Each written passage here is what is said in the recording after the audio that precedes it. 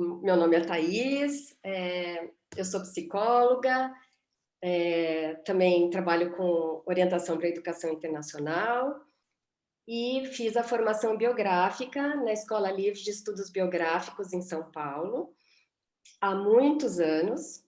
E, como a Virgínia disse, quando a gente faz a formação biográfica, a gente tem que fazer estudar a biografia de alguma personalidade que nos chame a atenção. Em geral, alguém já falecido, não necessariamente, mas em geral sim.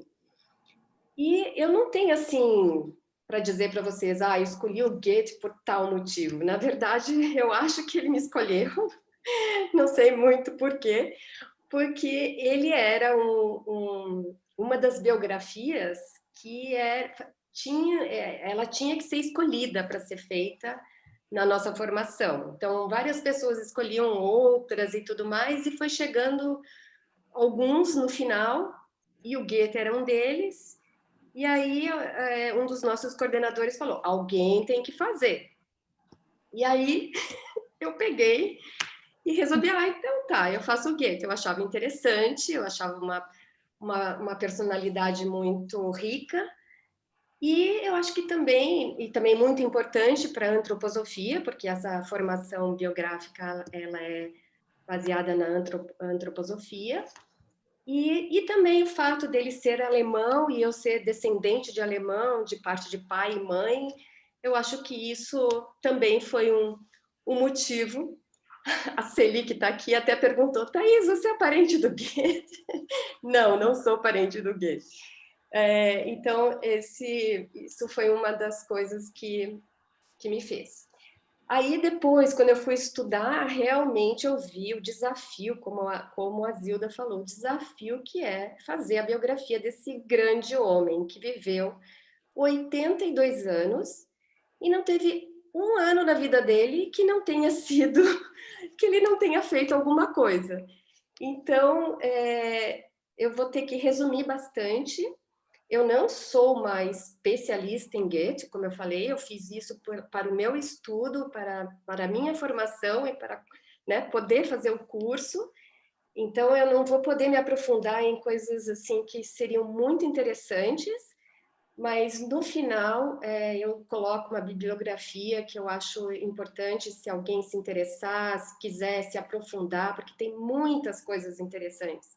Eu até revendo essa biografia que eu fiz há muitos anos, eu falei, nossa, eu queria ter mais tempo para ficar realmente lendo tudo, todos os livros dele, tudo que ele fez.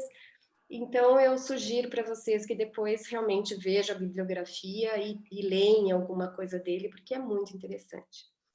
Bom, então vamos lá. Eu vou compartilhar minha tela e se ficar alguma coisa meio por cima, me desculpe, mas o tempo é curto. Não sei o quanto que eu vou conseguir apresentar em 1 hora e pouquinho. Então, aqui.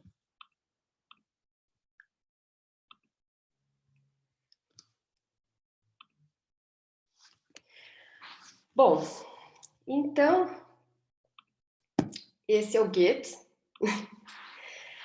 E eu vou contar um pouquinho do contexto político na Alemanha. Ele nasceu em 1749, em Frankfurt, na Alemanha. Só que nessa época, a Alemanha, ela não oh my God. Nessa época, a Alemanha ela não era como é atualmente. Ela fazia parte do Sacro Império Romano Germânico. Não dá para vocês verem muito bem aqui, é só para vocês terem uma ideia de que era assim, era um conjunto de principados, ducados, estados, cidades e estado. Então, não era como nós conhecemos atualmente, né? O Goethe ele nasceu em Frankfurt, que é uma cidade que fica à beira do Meno, que é um rio, né? O Meno é um rio que desemboca no Reno. Então, só para vocês terem uma ideia assim, né, da região então, onde ele nasceu.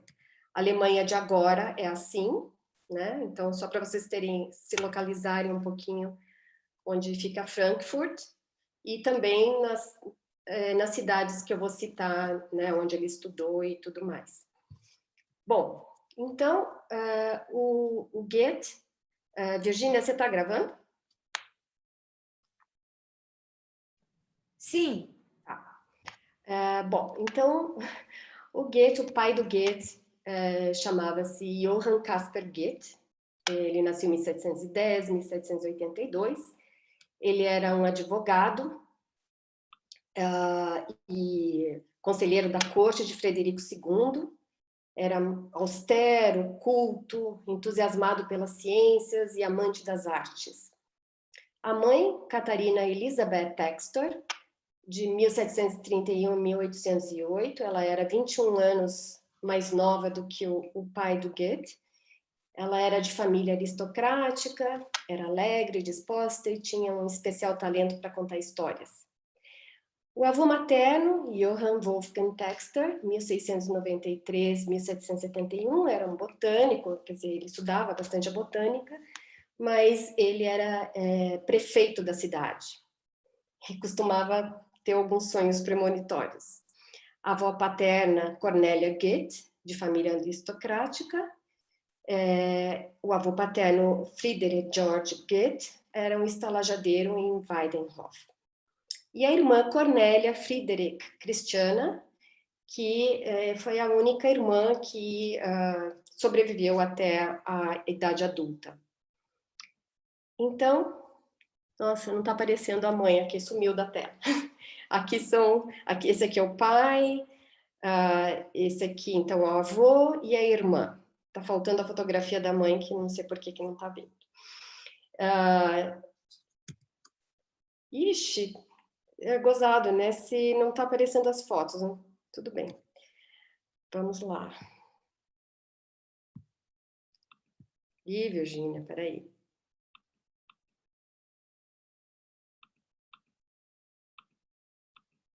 Apareceu agora. Então, a mãe, o pai, o avô e a irmã. Então, aqui... Só um pouquinho.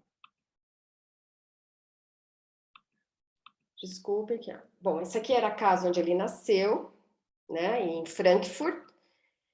E esse é o mapa astral dele. Ele nasceu no dia 28 de agosto de 1749, ao meio-dia e meia. Meio-dia e meia. E... eu não falei do contexto político da Alemanha, né? Desculpa. Mas depois eu falo. Vamos seguir em frente. Naquela época, a Alemanha, como eu falei, ela era muito... ela fazia parte do Sacro Império Romano, e os alemães, né, eles viviam, de um ponto de vista cultural e literário, numa sociedade estática, controladora, retrógrada, e em 1740 houve a Guerra dos Habsburgs, movida por Frederico II, recém-chegado ao trono da Prússia, e ao tomar a Silésia, em sua luta obstinada e com vistas a transformar a Prússia em grande potência, Frederico verá os desdobramentos de suas ações culminarem na Guerra dos 7 Anos. Então, naquela época, né, do Goethe, era esse Império Romano Germânico, e ele passou por vivenciou várias guerras, como a Guerra dos 7 Anos, depois também teve a Revolução Francesa e tudo mais. Bom, então, como eu estava falando, esse é o mapa astral do Goethe. Ele nasceu no dia 28 de agosto de 1749, meio-dia e meia, e ele, como ele mesmo diz, o Sol estava em Virgem, né? E no seu ponto culminante, Júpiter e Vênus contemplavam-no favoravelmente e Mercúrio sem hostilidade. Saturno e Marte mantinham-se indiferentes. Só a Lua, cheia na ocasião, exercia tanto mais poder de seu reflexo que sua hora planetária havia começado ao mesmo tempo. Por isso, opunha-se ao meu nascimento, como ele diz, que não se consumou senão depois da transcorrida aquela hora. Então, ele nasceu natimorto e precisaram várias manobras para ele conseguir sobreviver.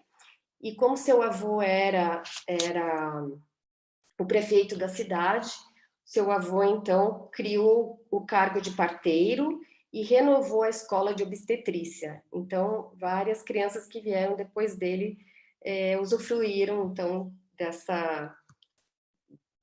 disso que o avô fez, né? Bom, ele nasceu, né, na casa da avó paterna, então a família morava na casa da avó paterna, e quando ele tinha 1 aninho, a irmã Cornélia nasce, e é a única que sobrevive até a sua idade adulta. Inclusive, ele teve outros irmãos, mas como ele mesmo diz, ele às vezes via algumas crianças na casa, mas de repente elas desapareciam, porque elas morriam. Então, a única irmã que sobreviveu foi essa irmã Cornélia, que ele se dava muito bem, eles eram muito companheiros. Na biografia, né, a gente sempre fala sobre qual foi a sua primeira lembrança, né? Então, em geral, essa primeira lembrança é por volta dos 3 anos. E tem uma coisa muito engraçada que ele conta nas memórias dele, que aos 3 anos, então, ele tinha umas panelinhas de barro infantis, de brinquedo, e ele tinha alguns amigos na rua, né, que eram mais velhos que ele. E aí um dia ele estava em casa, entediado, e começou a jogar uma panelinha pela janela, e os amigos começaram, mais uma, e ele foi jogando todas. Quando elas acabaram, ele pegou as panelas da mãe e começou também a jogar pela janela. Então isso ficou uma história engraçada na vida dele. Ele começa já a estudar, né, com 3 aninhos, já tem a pré-escola, e com 4 anos, ele conta, né, que ele tinha muitos medos noturnos, e aí a gente vê, nessa questão dos medos, a gente vê a diferença de personalidade do pai e da mãe, porque o pai era muito austero, muito exigente, muito bravo. Então, quando ele levantava da cama por causa do medo, o pai aparecia e o assustava mais do que o próprio medo que ele tinha. Já a mãe era mais carinhosa, era mais confortava eles e prometia que se eles dormissem quietinhos, porque era a irmã e ele que tinham medos, no dia seguinte ia dar muitos pêssegos suculentos e gostosos para eles, e aí isso acalmava. Então aí a gente vê já a personalidade, né, distinta do pai e da mãe. Mas tinha uma coisa que o pai transformava, o pai que era sempre rígido, austero, bravo, que era quando ele contava sobre a viagem da Itália que ele tinha feito, e ele tinha umas gravuras de Roma nas paredes da casa, e aí ele adorava contar para os filhos, né, sobre essa viagem, e aí ele se transformava, ficava alegre, entusiasmado, feliz, o que normalmente ele era muito austero.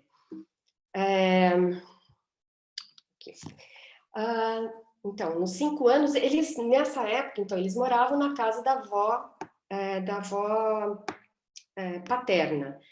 E tinha um quarto jardim que ele gostava muito de brincar, de ficar. Na verdade, ele sempre fala que a infância dele era muito alegre, muitas brincadeiras com a irmã e tudo mais, mas tinha muitos momentos que ele gostava de ficar nesse quarto jardim e observando, né, a cidade de cima, olhando as pessoas, observando as tormentas vindo e os pôres de sol. Uma coisa também que ele lembra nessa idade é ter ganho da avó no Natal um teatro de marionetes, e eles se divertiram muito, né, aprendendo a mexer com os marionetes, e ele fala que foi o último legado que a avó deixou, porque logo depois disso ela falece, ela era muito doente, vivia num quarto, mas ele dizia que ela era muito bonita, elegante, sempre vestida de branco. E no momento que ela falece, a casa, então, o pai decide reformar a casa, porque como a casa era dela, o pai não tinha feito nenhuma mudança até ela falecer. Mas ele já tinha o plano pronto, quer dizer, ele já tinha todo o projeto, e começa uma grande reforma. Então, os melhores materiais foram trazidos, né? Eles eram de uma família de condições financeiras muito boas, e começa essa grande reforma. Então o pai pede para os filhos ficarem com amigos, e isso, né, nessa faixa dos 6 anos, isso possibilita ele ficar um pouco mais livre. Então ele foi para uma escola pública, ele conseguia andar pela cidade, ir na beira do rio, observar. Ele gostava desde pequeno de observar as pessoas, de observar a cidade, de observar a natureza. Então ele sente que isso deu um refresco, né, na austeridade do pai. E aí tem uma coisa significativa, que tem em 1 de novembro de 1755, tem um grande terremoto em Lisboa, onde morrem 60 mil pessoas, e a cidade totalmente destruída. Isso foi bem impactante na Europa, e ele, então, começa a questionar, né, o Deus que ele conhecia. E ele questiona, né, como Deus, que se apresentava no credo como tão sábio e clemente, não se mostrava paternal com os justos, colocando-os na mesma situação que os injustos. Então ele começa já a questionar. A religião que tinha na casa, ela é protestante clerical, e ele começa então com isso. Bom, aí a casa fica pronta, fica uma casa maravilhosa. Ele fala, então, os vidros eram de cristais puros, mármores, a biblioteca impecável, linda, com encadernações maravilhosas, ricas. Ficou exato, o pai estava muito feliz, porque a casa tinha ficado exatamente como ele sonhara. Mas, de repente, logo depois que a casa fica pronta, tem uma tempestade de granizo que quebra os vidros, inunda a casa, inunda a biblioteca, estraga vários livros, estraga vários objetos de valor. E, mais uma vez, ele questiona essa questão do Deus que ele conhecia. Né? Então, ele começa com essas questões, né? Como que pode, mas... bom, então é isso. Aí, esse é o segundo setênio, né? Esse primeiro setênio, né, que a gente fala geralmente, que é onde a criança nasce, esse ninho, né? Então, se a gente observar, ele nasceu numa família rica, com todo o conforto, teve todas as questões da infância. Então, ele teve um ninho muito bom, né? Ele teve um primeiro setênio muito bom. Aí vem o segundo setênio, e aos 7 anos, eu esqueci de falar no início, não sei se todo mundo que aqui conhece sobre o processo da formação biográfica, a gente costuma dividir a biografia de 7 em 7 anos, por isso que a gente fala de setênios, né? E então, esse segundo setênio, com 7 anos, ele começa a ter aulas particulares com o pai, porque o pai era muito culto, ele tinha estudado nas melhores escolas da Alemanha, e nessa época o pai não confiava muito nos professores das escolas, e resolveu ele mesmo ensinar os filhos, e só contratava professores para matérias específicas, porque ele queria ter certeza que os filhos teriam a melhor educação. Então, nessa época, com 7 anos, ele aprende grego, latim, francês, italiano, lê Homero, lê Telêmaco de Fénelon, que ele acha muito interessante,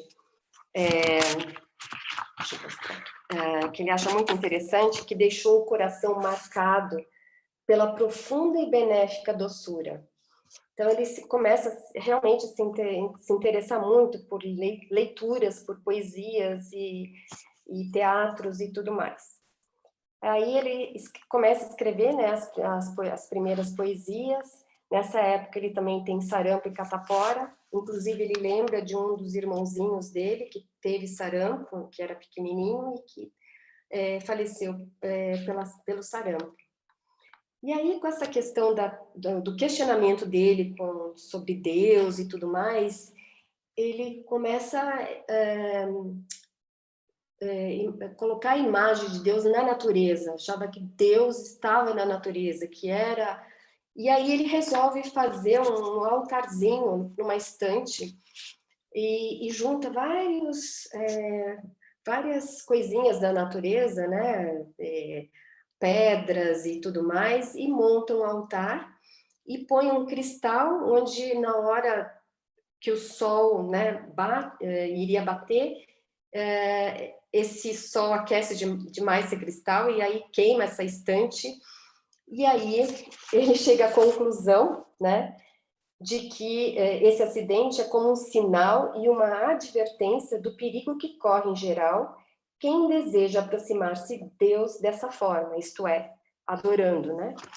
Então, ele tem muitas essas questões, né, de observação e de experimentações já desde pequenininho. Aí começa a Guerra dos 7 Anos, em 1756, e isso gera um pouco de conflito na família, porque o pai, que trabalhava com Frederico II, rei da Prússia, ele era a favor da Prússia.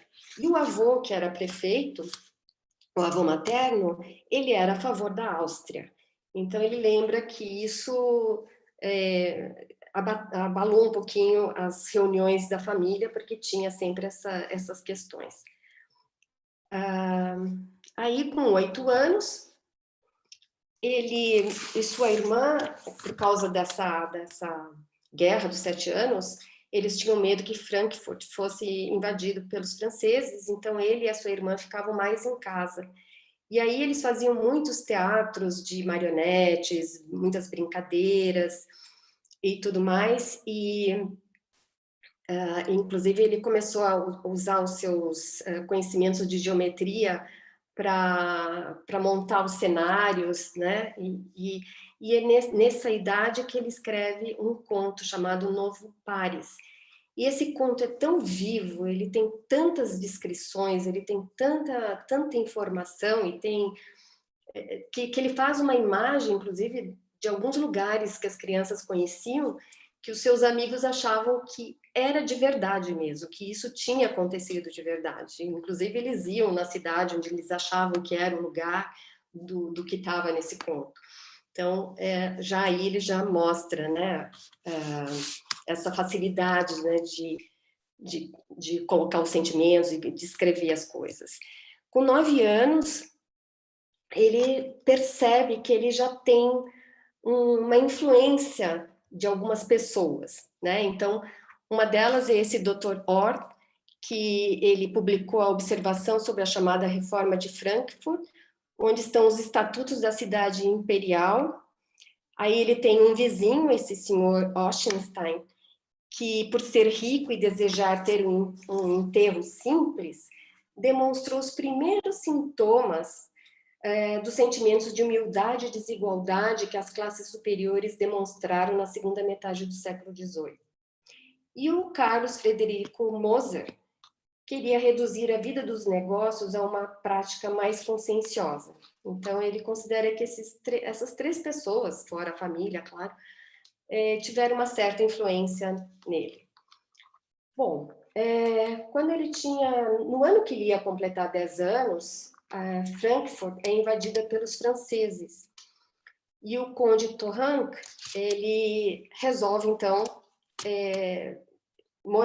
invadir a casa deles com seus auxiliares, e isso incomoda muito o pai, porque era uma casa, né, recém-reformada, eles estavam muito felizes nessa casa, tudo exatamente como eles imaginavam, cada um nos seus lugares, e de repente a casa é invadida por esses franceses, por esse conde.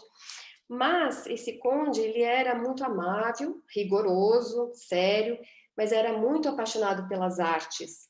Então ele se interessava pelos artistas da cidade e comprava muita arte deles. Então tinha muito movimento na casa de pintores, de artistas. E aí, inclusive a mãe, para apaziguar um pouco esse mau humor do pai e tudo mais, ela era também muito simpática com o conde e tal, inclusive aprendeu francês, eles também aprenderam francês, ele e a irmã, E aí ele conseguiu, então, ler Racine, Corneille, Molière, fez algumas peças, foi no teatro e assistia a várias peças, encenou também Britânicos de Racine. Então, nessa época, ele convive muito com pintores e atores.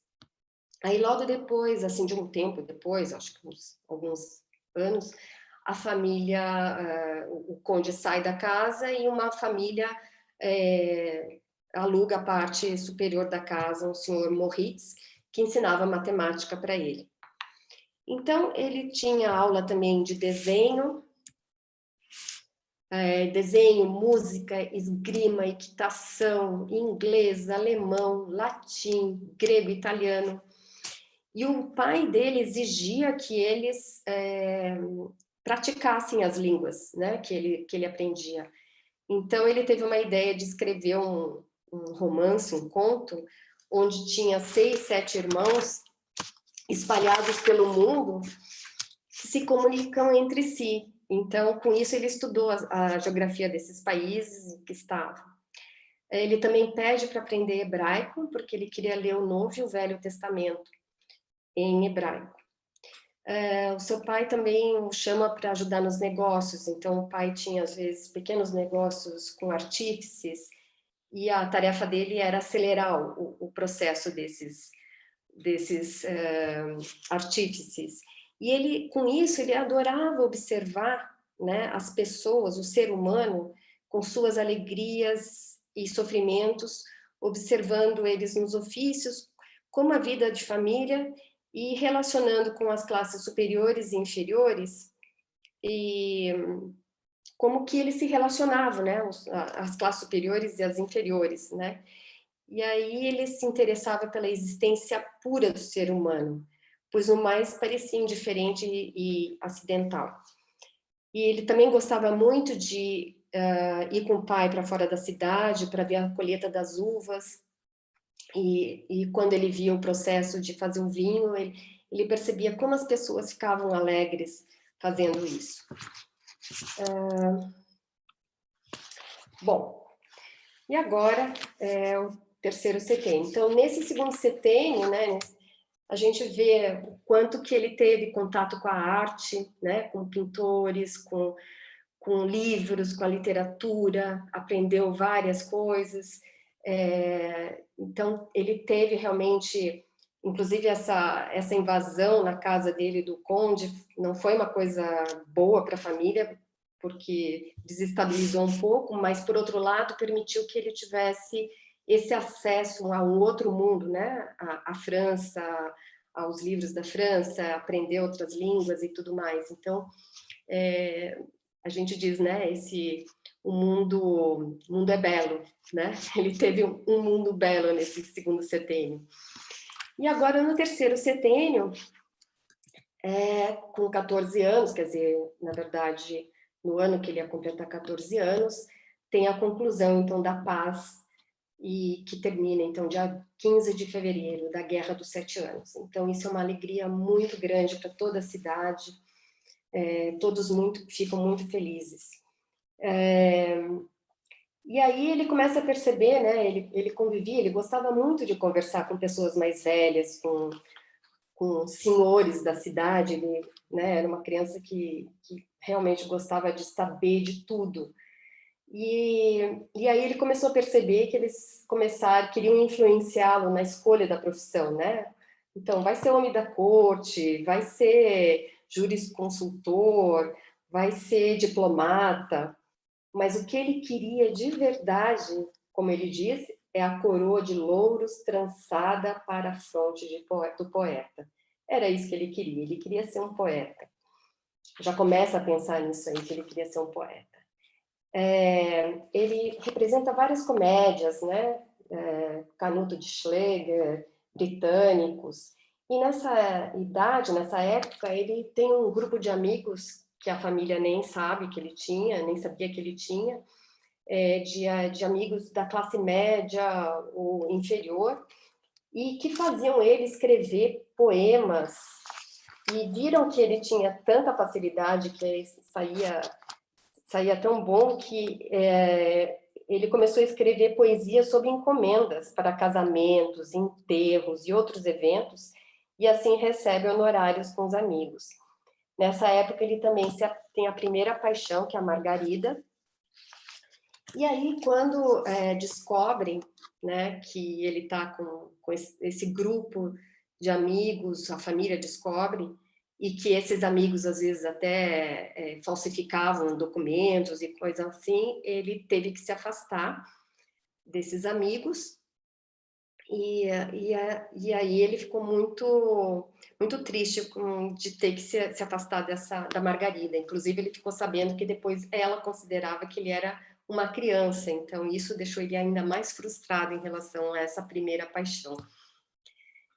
E aí, então, com 15 anos, ele tinha sido incumbido de registrar os acontecimentos da coroação do rei Joseph, e se afasta dos amigos, e por causa disso, por causa desse término da primeira namorada, da primeira paixão, ele fica um tempo recluso, doente, e o pai coloca um acompanhante, né, para vigiá-lo, de certa forma. E ele se sente assim vigiado, e começa, então, a se refugiar na natureza.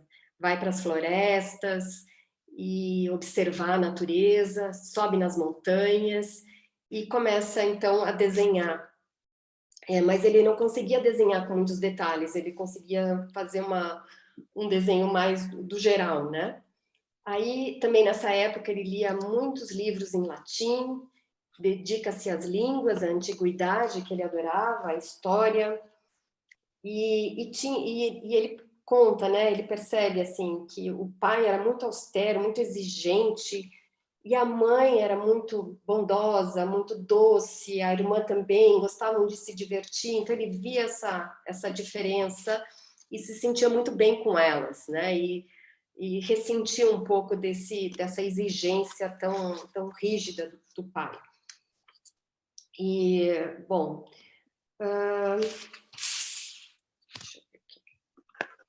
16 anos, então, ele, como eu disse, ele queria ser poeta, mas o pai insiste que ele faça direito, né? E aí ele acaba aceitando porque ele vê que ele pode ir para uma outra cidade, então o pai sugere que ele faça direito em Leipzig, na universidade, e aí ele pensa que então é uma boa possibilidade para ele poder sair, ter novas aventuras, conhecer uma cidade nova, ter novos amigos, e ele então aceita.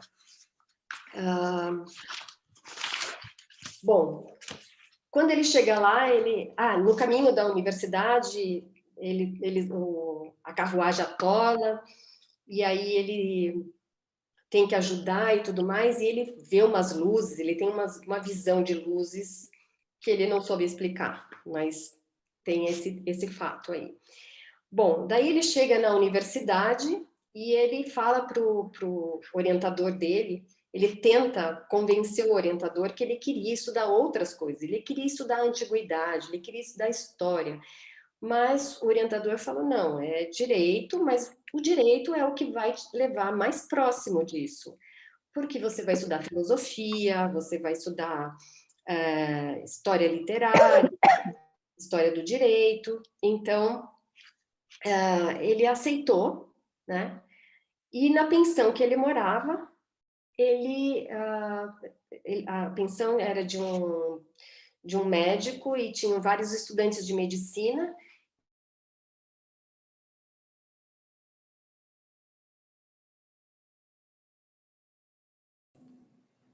Tá sem som. O microfone está fechado, Thaís. Fechou seu microfone.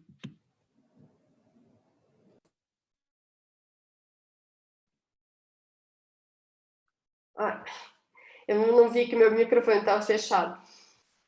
Bom, então, ele estuda direito, estuda medicina, e aí, nessa época, com tantas coisas novas que ele aprendia, ele começou a ficar indeciso se o que ele já tinha escrito, desenhado, planejado era realmente bom. E aí ele, então, resolve queimar tudo que ele tinha levado para Leipzig pois sentia que ele precisava ter uma mudança de sentimentos e uma renúncia ao que tinha amado e apreciado até então.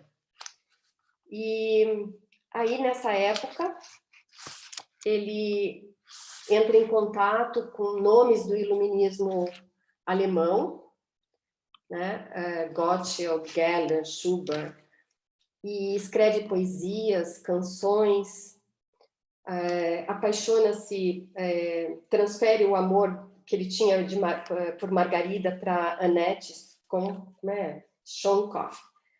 E eles se divertiam cantando, representando, mas ele tinha muito ciúmes dela, e aí ela resolveu terminar com ele. E um dos livros que ele escreve, O Capricho da Amante, sobre isso. Ele também escreve a peça Os Cúmplices, que é baseada na sua observação de como a sociedade por fora podia apresentar a religião, moral, leis, condições, relações e costumes, e como dentro das famílias, quantos problemas sérios existiam. Então, nessa época, ele se afasta um pouco da religião, que era protestante. Ele estuda desenho, estuda perspectiva, sombras, luz, história da arte. Ele conhece muitas pessoas e fica muito feliz, né, de estar em Leipzig, onde ele tinha tanto contato com tantas pessoas de cultura, entusiasmados pelo amor do bem e do belo. Visita também a Galeria de Arte de Dresden. Então, tudo isso realmente trazia muita alegria para ele. Mas, ao mesmo tempo, ele não se empenhava muito nos estudos de direito. Ele tinha uma vida um pouco mais boêmia nessa época, né? Ele também tinha conversas com Langer, que é o seu bibliotecário, sobre religião, sobre a Bíblia. E aí, com toda essa vida mais boêmia e tudo mais, ele fica doente, né? Ele fica doente e aí ele resolve, então, sair de Leipzig e voltar para Frankfurt para se curar, porque ele fica muito doente. Não é citado, né, nas memórias dele exatamente qual a doença, mas em alguns lugares eu li que talvez tivesse sido tuberculose o que ele tinha. Mas ele se sentia doente da alma e do corpo. Então ele volta para Frankfurt para ser cuidado e ele conhece essa senhora Susanna Kettlenberg, que era uma amiga da sua mãe, que era pietista, e ele tinha vários debates sobre religião com ela. Inclusive, ela acha que ele estava doente porque ele não tinha se reconciliado com Deus, mas ele achava justamente o contrário.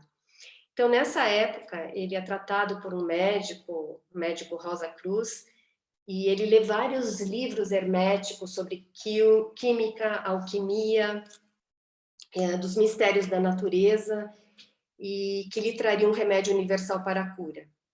Aí, um dia que ele passava muito mal, o médico lhe deu um sal que o fez ficar muito bom. Com isso, ele começou a fazer experiências de substâncias do macrocosmo e microcosmo para fazer sais neutros. Fez o licor de Seixos, licor silicon, e leu o compêndio de química de Boerhaave, sei lá.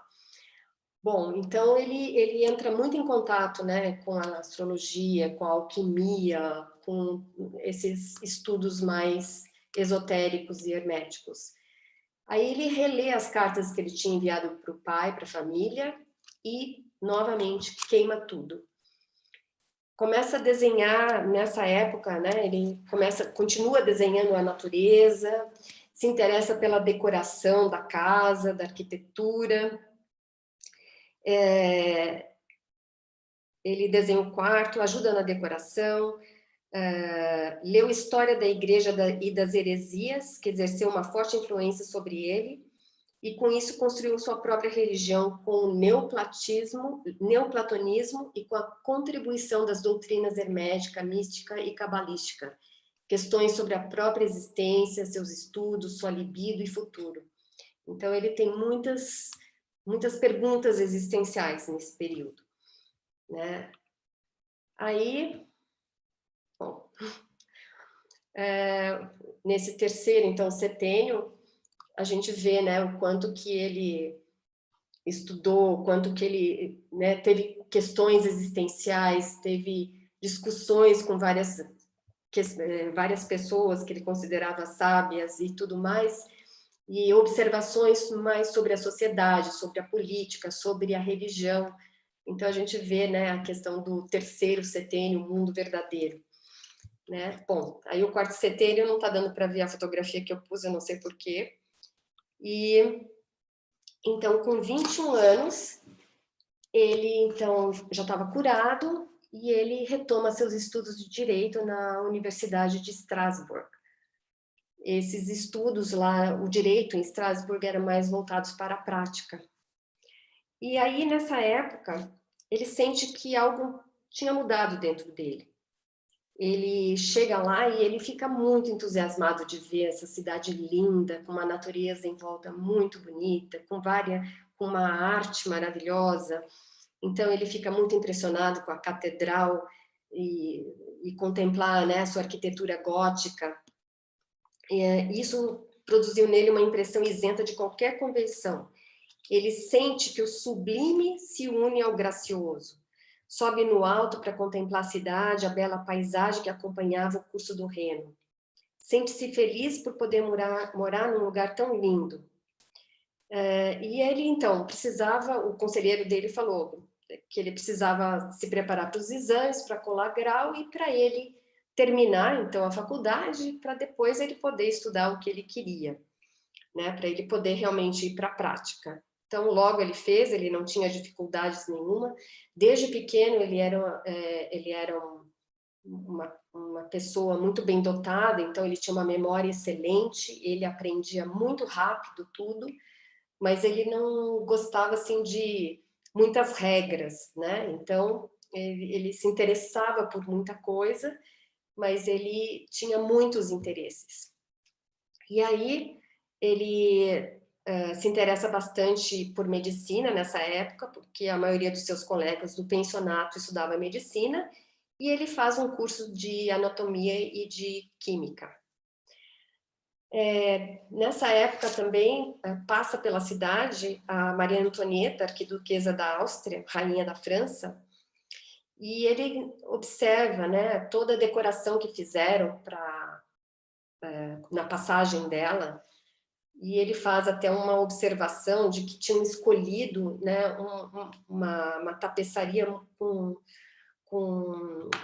muito forte, com desenhos muito fortes para o motivo dela estar passando ali com o seu noivo. E aí ele teve uma premonição, né, de que aquilo não estava combinando com o evento. Aquelas tapeçarias muito fortes, com desenhos que não eram apropriados. E aí, nessa época, em Estrasburgo, ele também tenta superar as suas fraquezas. Então, ele tinha medo de altura, então ele subia no ponto mais alto das catedrais para vencer o medo. Ele colocava-se no meio das fanfarras para resistir aos ruídos exagerados. Ele também, as aulas de anatomia, ensinava-lhe a suportar a vista dos objetos mais repulsivos. E ele ia aos cemitérios, nas capelas e igrejas durante a noite para superar o medo das trevas. Então, ele sempre tinha esse impulso de resolver por ele mesmo aquilo que ele sentia que tinha que superar. Também ele pratica dança nessa época, e ele conheceu Johann Herder, né, que era um filósofo, e com ele se liberta dos clássicos franceses e se interessa pela cultura grega, do Oriente, Idade Média, Shakespeare. Herder, ele valorizava muito a poesia popular, então ele aprende que a poesia nasce das forças da alma, com o Herder. E ele tem uma nova paixão, que é a Friederike Brion, e que era filha do pastor, e escreve para ela um conto, A Nova Melusina. Então, assim, toda vez que ele se apaixonava e terminava uma paixão, era um novo livro, um novo conto, uma nova peça que ele fazia. Então, assim, ele teve muitas paixões durante a vida. E sempre que acontecia isso, era um motivo para ele colocar, né, no que ele escrevia, os sentimentos dele. Com 22 anos, ele se gradua doutor e trabalha, então, no Tribunal do Júri de Frankfurt. E com Herder, eles fazem parte do movimento Tempestade e Ímpeto, que é um movimento literário, né, do pré-romantismo. Então, eles fazem parte desse movimento. 23 anos, ele, então, formado, ele vai trabalhar no Tribunal de Wessler, e aí ele escreve, né, esse tratado aí sobre as injustiças e a opressão do mundo moderno, que fica muito famoso, né, na Alemanha. Aí ele apaixona-se por Charlotte Buff, que não corresponde a ele, né? Que era, inclusive, noiva de um amigo dele. Aí, deixa eu ver uma coisa.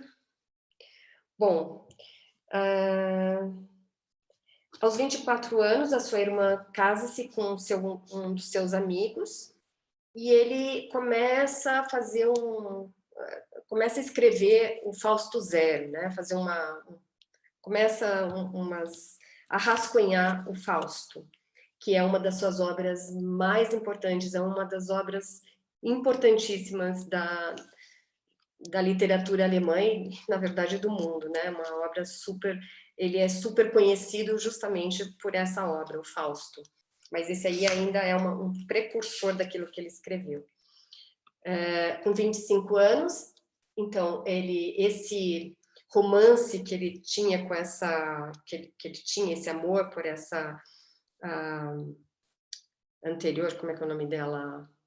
Charlotte Buff, que não vai em frente, ele escreve, então, Os Sofrimentos do Jovem Werder, que que no final ele se suicida, e esse livro ele tem muita repercussão na Europa, inclusive acontecem vários suicídios nessa época, porque ele escrevia de uma maneira tão viva, tão clara, que as pessoas entravam nas histórias dele e como se fosse uma verdade. Então, é um livro que foi realmente muito famoso. Aí tem Uma Nova Paixão, então ele sempre acabava uma e substituía por outra logo em seguida. E tem o primeiro encontro com o Karl August, o Duque de Weimar. Então, Weimar é um lugar que vai ficar muito importante na vida dele. Bom, 26 anos ele fica noivo de Lili Schumann, mas logo se desfaz, escreve Egmont, e quando ele vai para Weimar, a convite do Duque, ele vai mais porque ele já era muito conhecido nessa época na Alemanha e mesmo na Europa, pelo que ele escrevia, e aí o Duque leva ele para as festas, para a corte, para vários lugares, e ele se apaixona, inclusive, por Charlotte, pela baronesa, que era casada.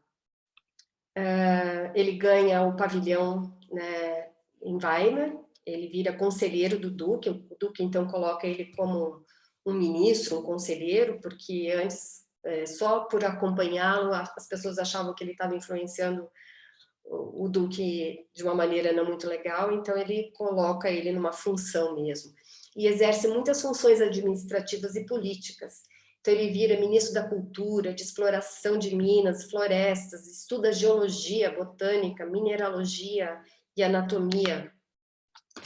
Então, inclusive, assim, né, depois, Weimar, ela fica realmente uma cidade muito famosa pela parte cultural, por tudo que ela oferece depois para o mundo. Bom, nessa época, Herder passa por Weimar e ele, então, tem mais contato com Herder também. Aos 28 anos, a sua irmã, a única irmã, morre aos 27 anos, e aí ele começa a escrever essa peça teatral de William Meister, que é uma peça muito famosa. Faz muitas atividades profissionais e artísticas em Weimar. Ele desenvolvia atividades relacionadas à prevenção de incêndios, inspetor de obras, estradas, poeta na corte, responsável pelas festividades, óperas, balés, cortejos, obras de arte, foi diretor da escola de desenho, ator, dançarino. Bom, é muita coisa. Eu não sei, eu acho que eu vou ter que acelerar, porque já foi muito tempo e eu estou ainda na metade da vida dele, nem na metade. Bom, 30 anos ele é conselheiro particular do Duque, e ele encontra-se com Schiller, né, pela primeira vez. Schiller queria muito ser amigo dele, mas ele, assim, essa amizade ainda demora um tempo para se desenrolar, né? O Schiller queria ser amigo dele, mas ele não gostava ainda muito de Schiller nessa época. E depois, mais tarde, vocês vão ver, assim, eles são um e carne de tão amigos. Bom, aos 31 anos, ele entra como aprendiz na loja maçônica, ele vira maçom, na loja maçônica Malha. Com 32 anos, eu até tinha aqui umas poesias para falar para vocês, mas não vai dar. Então, ele faz estudos de anatomia, de osteologia, publica críticas da razão pura de Kant. Aí, aos 33 anos, ele se torna mestre, grão-mestre da loja maçônica. Seu pai morre nessa época e ele é elevado à nobreza por Joseph II. Então, aí temos o sexto setênio, que as minhas fotos não estão aparecendo, não sei porquê. E aí ele descobre, nesses estudos de anatomia que ele faz e tudo mais, ele descobre o osso não é que ele descobre, na verdade,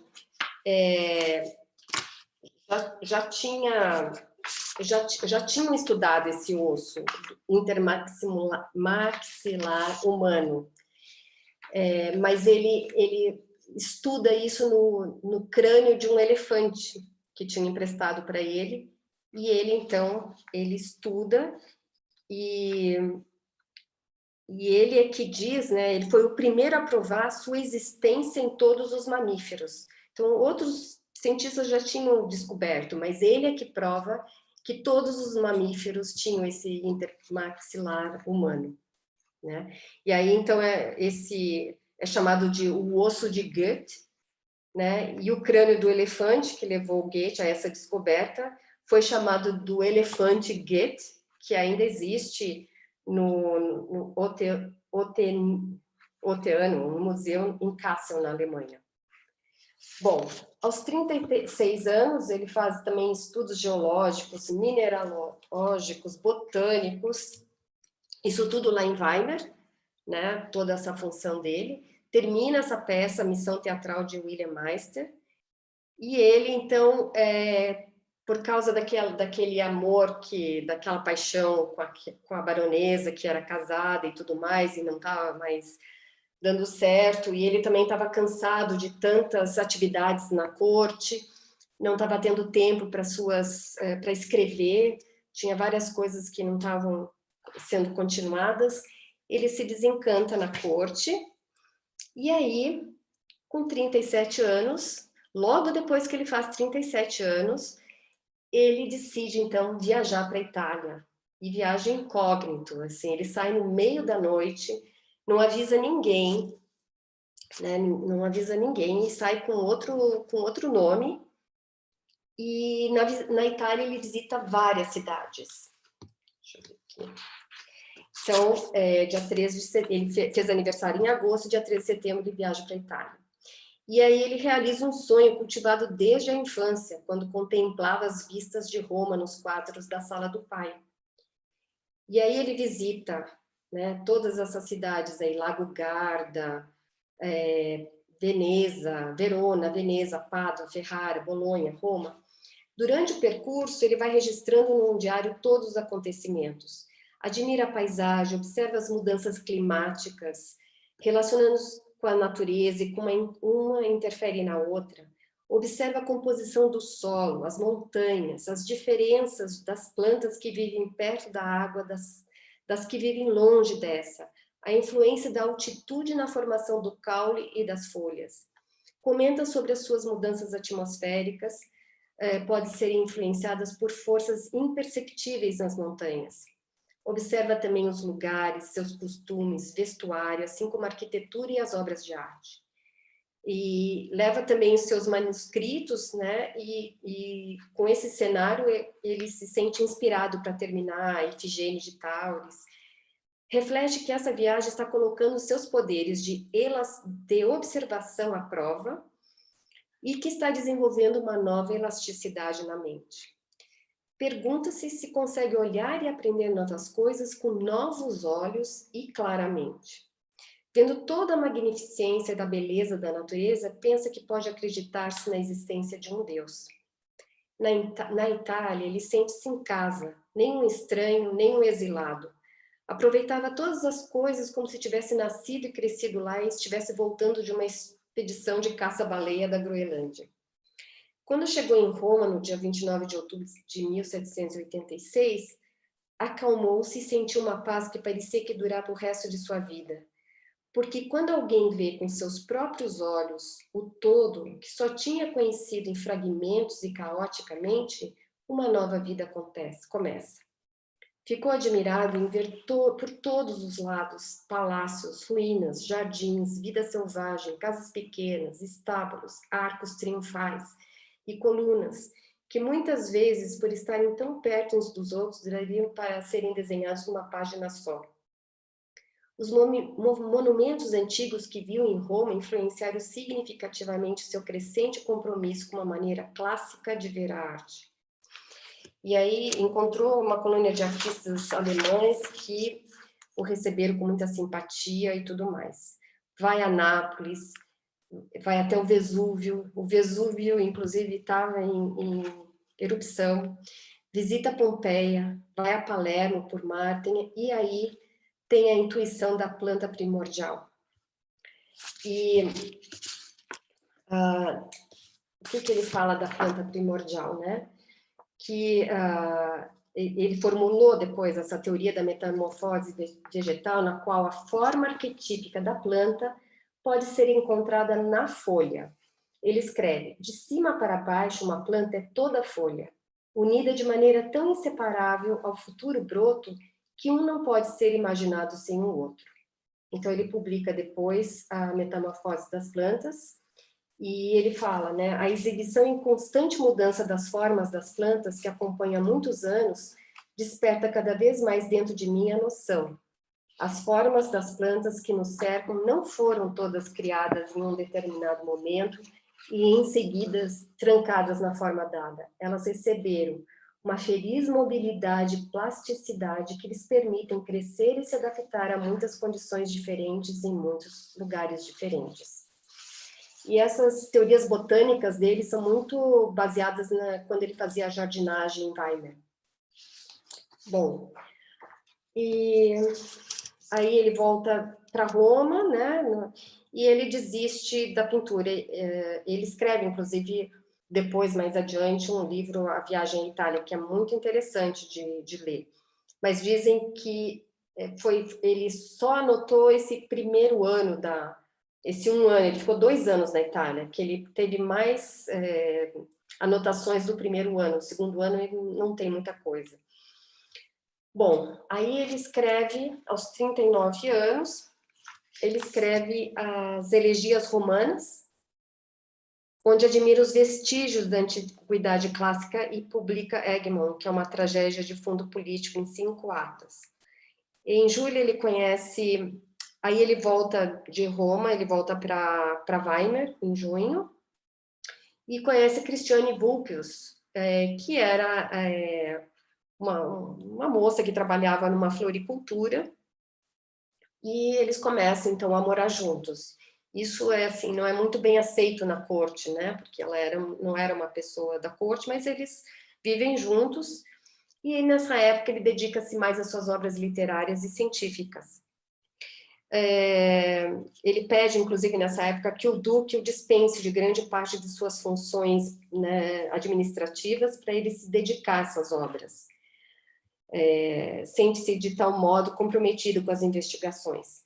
Sua concepção organicista de cunho totalizante procurava envolver o olhar humano no processo da construção do conhecimento científico e assumia, assim, uma atitude diametralmente oposta ao mecanicismo de Isaac Newton, que buscava reduzir o fenômeno estudado à sua dimensão mais objetiva possível, isenta de qualquer interferência do sujeito. E, bom, aí, 40 anos, ele rompe definitivamente com a Charlotte, aquela baronesa, nasce seu primeiro filho, com Christiane August. Aos 41 anos, ele termina a primeira parte do Fausto, escreve baseado em todos esses estudos que ele fez na Itália e na botânica e tudo mais, a metamorfose das plantas.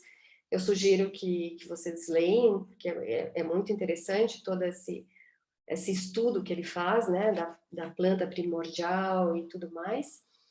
E ele começa a fazer os primeiros estudos sobre as cores no quarto escuro. Então, ele começa a fazer a experiência, né, do que o Newton dizia, né, de olhar numa parede branca e ver todas as cores. Ele descobre que isso não era verdade. Então, ele começa a fazer um estudo sobre isso.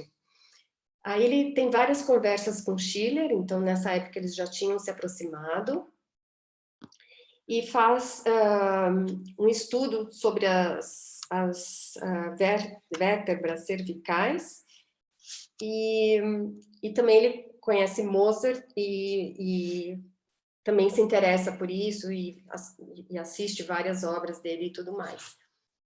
Eu tô acelerando, porque eu acho que eu deixei muito para o primeiro.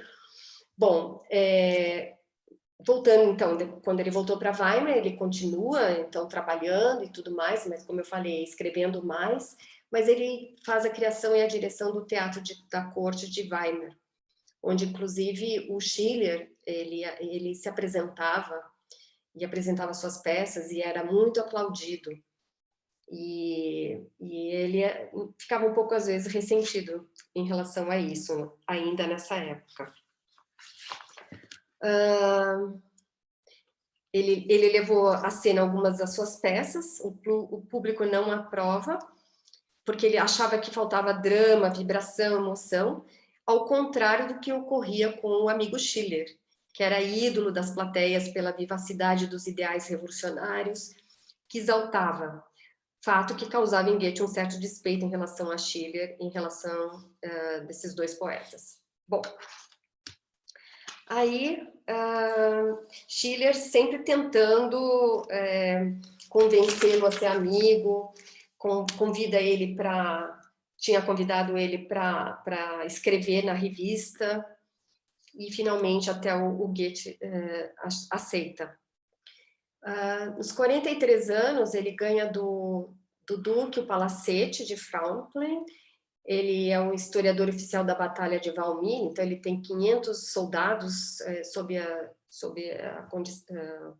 o comando dele, e ele começa a observação de prismas e cores, né? Porque ele vai publicar mais adiante a sua teoria das cores, que ele mesmo, Goethe, considerou uma das suas obras mais importantes. Então, aos 44 anos, aquela premonição que ele tinha acontece, o casal real francês é decapitado pelos revolucionários, ele começa estudos de ótica, ele lê também novamente Homero. Então, como eu disse sobre Mozart, né, a apresentação da flauta mágica de Mozart em Weimar, então ele convida, e se aprofunda nessa amizade com Schiller. Então, eles viram realmente muito amigos. e muitas conversas, muitas discussões, e Schiller incentiva muito ele a continuar o Fausto, então se tornam realmente muito amigos. Aos 46 anos, a casa de Frankfurt é vendida pela mãe, termina os anos do aprendiz de Wilhelm Meister, também termina as elegias romanas, então com esse tempo que ele pediu, né, para o Duque, ele consegue concluir mais os seus livros e tudo mais, e Goethe e Schiller escrevem juntos as Xênias, e também escreve o conto A Bela Líria e a Serpente Verde, que é um conto muito, muito famoso, muito conhecido, inclusive dentro da antroposofia tem estudos, né, sobre isso. Bom, com 47 anos, ele ainda, né, conversando com Schiller, troca muitas ideias sobre os anos de aprendizado para ele terminar, continua fazendo seus estudos científicos sobre peixes e pássaros, porque ele também escreve a metamorfose dos bichos, e a partir dos 48 anos também ele escreve várias outras coisas, né? Hermann, Doroteia, estuda em Iena, faz química, ótica, anatomia das rãs, estuda Antigo Testamento e Ésquilo, e novamente ele queima as cartas. Então, de tempos em tempos, ele precisa dar uma renovada, né, em tudo aquilo, nos pensamentos que ele tinha, nas ideias que ele tinha. Ele meio que sente uma necessidade desse reinício, né? Mas claro que não é um reinício, porque ele continua fazendo as coisas dele. Ele é diretor da biblioteca e do gabinete de moedas de Weimar e retoma a elaboração de Fausto, muito incentivado por Schiller. Aí, no seu 8º setênio, recebe a visita de Novalis e publica, então, com Schiller, na revista de Schiller, Atena 1. Com 50 anos, ele faz a fundação da Sociedade dos Amigos das Artes de Weimar, e aí, nessa época, o Schiller passa a residir em Weimar, e aí a amizade deles também fica mais profunda. Retoma os estudos sobre as cores, e continua trabalhando no Fausto e nas cenas de Helena, da segunda parte de Fausto.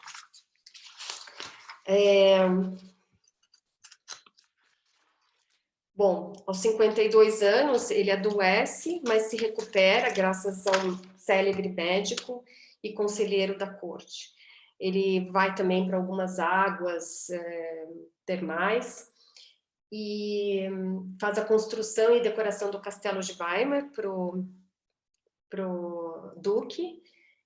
E nessa época ele também lê muita coisa sobre diabos enquanto escreve o Fausto, né? Porque o Fausto ele é considerado assim um livro que traz toda a psicologia, traz sobre religião, psicologia, na verdade todas as questões humanas. Por isso que ele é tão famoso. Só a lida de Fausto já é o suficiente para conhecer um pouco mais ainda Goethe.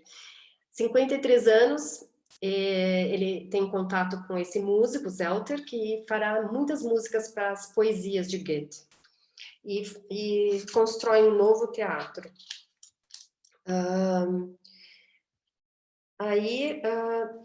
Com 54 anos, ele toma conhecimento sobre a tipologia das nuvens. Então, lá na Itália, ele tinha observado muito sobre a questão da meteorologia, das nuvens. Na verdade, era um assunto que sempre interessava a ele. E ele pede, então, para esse artista David Friedrich uma série de pinturas que ele se recusa a fazer. Então, o Goethe faz vários poemas sobre as nuvens. Aos 55 anos, continua estudando, né, sobre a teoria das cores, que o que ele diz, né, ele considera essa obra, né, como uma das mais importantes. Nela, ele caracterizou contenciosamente a cor como resultante da interação dinâmica da luz e da escuridão através da mediação de um prisma. Né? Inclusive, depois, Schopenhauer desenvolveu sua própria teoria sobre a visão e as cores, baseada nas observações fornecidas pelo livro do Goethe.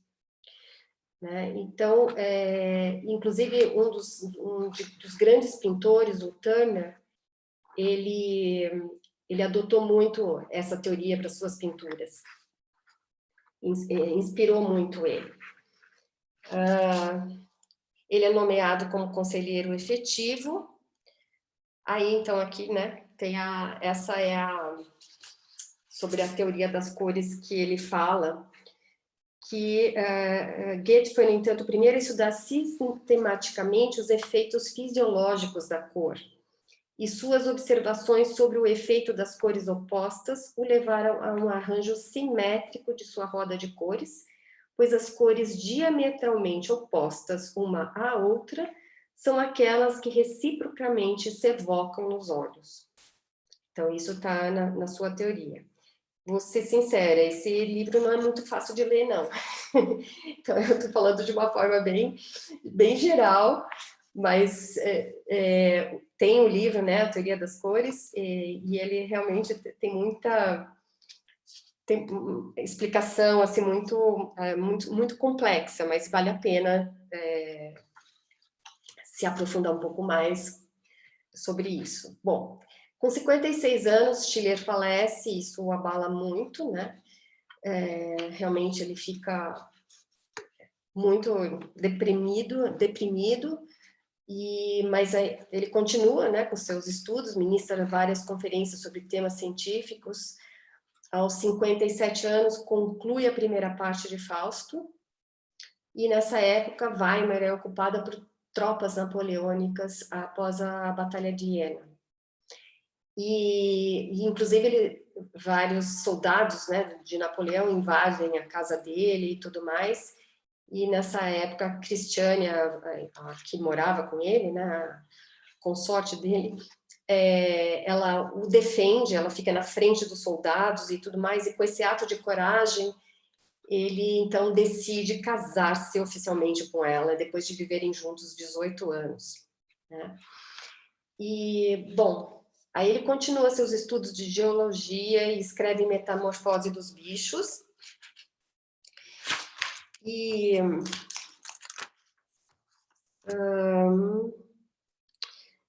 Alexandre von Humboldt publica suas ideias para uma geografia das plantas e dedica a obra a Goethe. São publicados os 4 primeiros livros da sua obra de obras completas. E, novamente, né, apaixona-se, depois da morte ele apaixona-se por Mina, 18 anos, e escreve Sonete. 59 anos, sua mãe morre em Frankfurt, e Napoleão, ao invadir a Alemanha, quis conhecer muito o escritor que todos falavam. E aí ele condecorou com a Grande Cruz da Legião de Honra. Então, o Goethe ele tinha uma simpatia pelas ideias liberais de Napoleão. E aí ele publica a primeira parte do Fausto. Aos 60 anos, ele começa a escrever suas memórias, Poesia e Verdade. E, então, esses livros são muito interessantes, realmente tem a biografia dele ali, não é uma coisa determinada, com idades nem nada, é um livro mesmo que você lê e tem muito das suas memórias, não totalmente completas, mas é um livro que realmente traz muito insight sobre a figura dele, a personalidade dele. Aos 61 anos, ele termina a Doutrina das Cores. E aqui, os desenhos dele, está em preto e branco aí, sobre as nuvens e a paisagem. 63 anos, ele se encontra com Beethoven e escreve a segunda parte da sua autobiografia, Poesia e Verdade. E nessa época, depois de 64, ele começa a escrever todo o seu diário da viagem à Itália.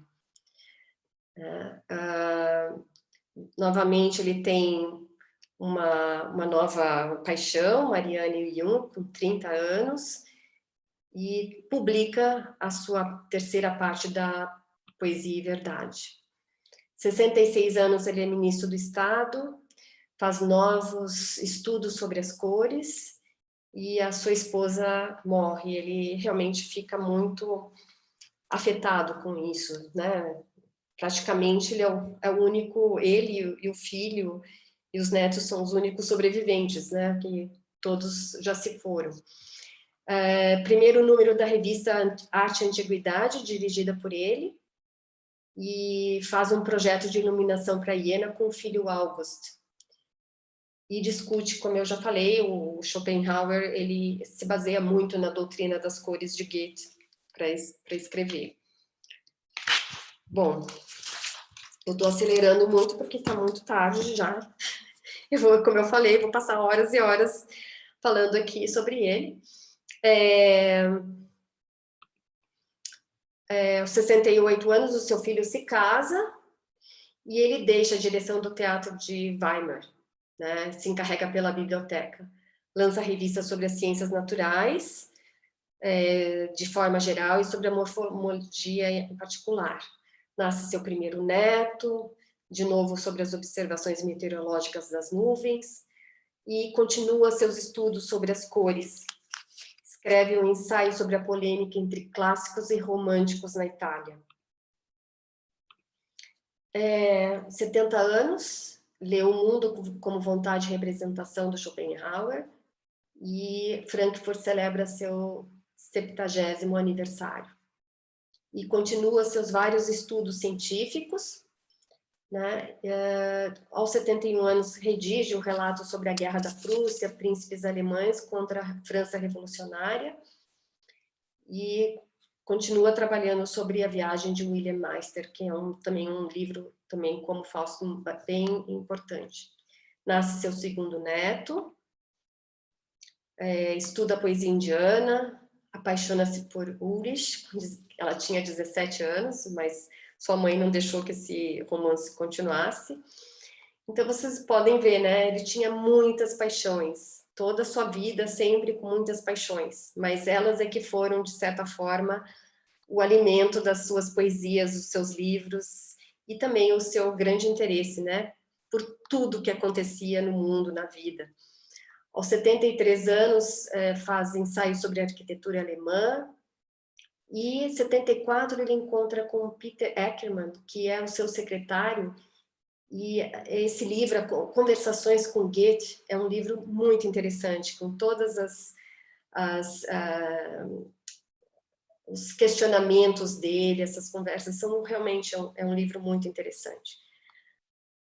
Como eu disse, ele propõe casamento a Uri, que tinha 17 anos, mas não permitem, e ele é acometido de uma doença grave, mas logo se recupera. Ele teve várias doenças ao longo da vida, mas, de certa forma, a saúde dele, para a época, ele era uma pessoa muito saudável, quer dizer, ele tinha doenças, mas ele se recuperava.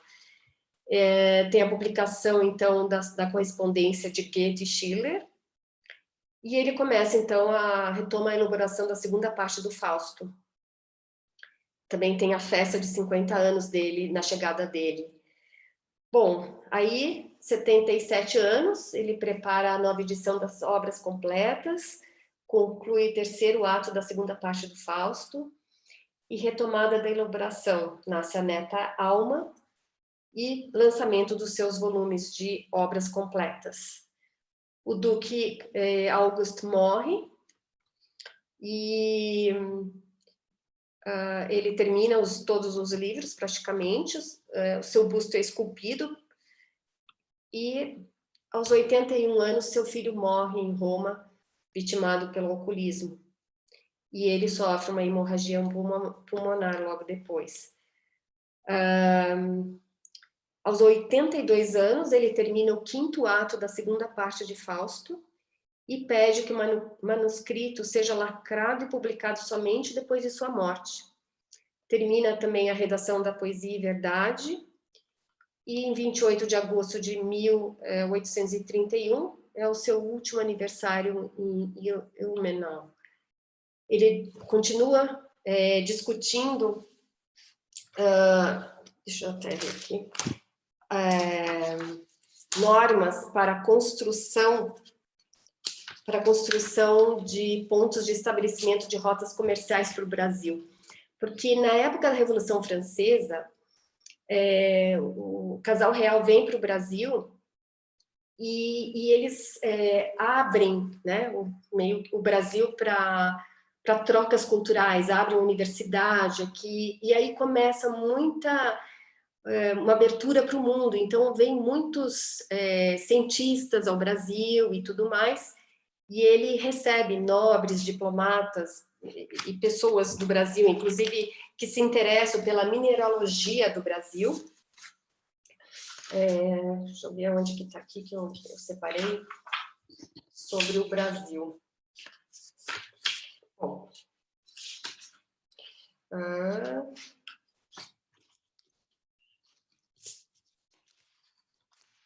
não importa. Eu sei dizer que ele teve, na sua biblioteca, tinha uns 17 livros sobre o Brasil e muito interesse. E tinha um cientista que, inclusive, mostrava as pedras, ele que era um colecionador, né, de mineralogia, de minerais, então ele se interessava realmente por tudo que era no Brasil. Bom, então ele abre a sua casa para receber nobres, diplomatas, políticos, músicos, artistas e pintores de diversas nacionalidades. Todo mundo queria conhecê-lo e conversar com ele. Mas aos 82 anos, né, mais perto de março, antes de março, ele abre o manuscrito do Fausto, aquele que ele tinha pedido para lacrar, porque ele sentia que ele tinha que melhorar alguns trechos. E aí, 16 de março, ele sofre de angina do peito e ele escreve, no dia 17, uma carta explicando algumas coisas do Fausto. E aos 22 de março de 1832, ele morre às 11h30 da manhã, dizendo, mais luz. Isso ele disse, o médico que cuidou dele, que disse que ele falou isso. O secretário dele não viu na hora da morte, mas quando ele foi vê-lo, né, já morto, ele falou que era muito especial vê-lo, assim, uma criatura perfeita. Até o rosto, né, tinha até, já morto, uma expressão, né, de sempre aquele questionamento, aquela inquisição de sempre querer saber. Então, o que eu digo, a influência de Goethe deu-se em várias áreas. O método goetheanístico de análise fenomenológica não se restringia à botânica, mas também à teoria do conhecimento e das cores. Né? Então, essa fenomenologia de Goethe que a gente fala que, né, o sujeito tem, ele tem uma influência naquilo que ele observa, né? Isso aí realmente foi desenvolvido a partir daí. E aí, no início do século XX, o Steiner fundou a ciência espiritual, a antroposofia, inspirado no método de observação dos fenômenos desenvolvidos por Goethe, no qual a parte subjetiva do observador é também considerada. Segundo Steiner, a cosmovisão goetheana veio redimir, no âmbito da ciência, o interesse por questões filosóficas. Goethe imbuiu a experiência científica com filosofia, na medida em que provou a objetividade do pensar emanecente do centro universal de pensamentos. Então, é isso, né? Eu teria várias poesias para falar, mas eu acho que o tempo é curto e não vou conseguir apresentar isso tudo para vocês, né? Porque senão eu realmente precisaria de muito mais tempo para apresentar. Mas eu vou ler aqui uma última coisinha sobre ele, de uma das máximas dele, só para não dizer que eu não li nada dele aqui. A cada idade do homem corresponde uma certa filosofia. A criança se mostra realista, pois ela se acha tão convencida da existência das peras e das maçãs quanto da sua. O jovem, perturbado por paixões internas, precisa notar a si mesmo, sondar-se. Ele se transforma em idealista. Em contrapartida, o homem adulto tem todas as razões para se tornar cético. Ele faz bem em duvidar se os meios que escolheu para alcançar os fins são mesmo os corretos. Antes de agir em meia ação, ele tem toda a razão em manter o entendimento para que não tenha depois de se afligir por uma falsa escolha. O ancião, porém, sempre se entrega ao misticismo. Ele vê que tantas coisas parecem depender do acaso. O irracional tem sucesso, o racional malogra. Felicidade e infelicidade se colocam inesperadamente em equilíbrio. Assim o é, assim o foi, e a elevada idade se aquieta naquele que está aí, que esteve aí, que estará aí. Goethe, é a máxima, uma das máximas dele. Bom, como eu disse, foi muito pincelado, porque realmente tem muito mais coisas para a gente falar sobre ele. A gente pode depois fazer uma apresentação só sobre a avaliação da biografia dele. Mas eu agradeço a atenção de vocês. E, eu esqueci de pôr, deixa eu colocar aqui a bibliografia, que eu esqueci de mostrar para vocês. Então, esses aqui foram os contemporâneos dele, né?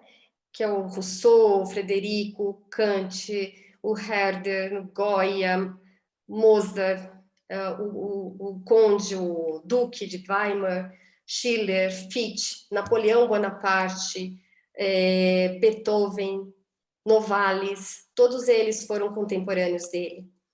Ele foi influenciado por todos esses filósofos e tudo mais, né? Os mais conhecidos, Rousseau, Shakespeare, Schelling, Schiller, Spinoza. Ele também influenciou Lamarck, Darwin, Hegel, Schopenhauer, Carlyle, Nietzsche, Steiner, Mann, Hesse, Jung, né? Todos eles foram também influenciados por ele. E aqui essa bibliografia que eu sugiro, de todos esses livros dele, daqui e da outra página, que realmente, para a gente se aprofundar, é só realmente lendo essa bibliografia. Então, é isso que eu queria mostrar para vocês. Obrigada, Thaís. Imagina.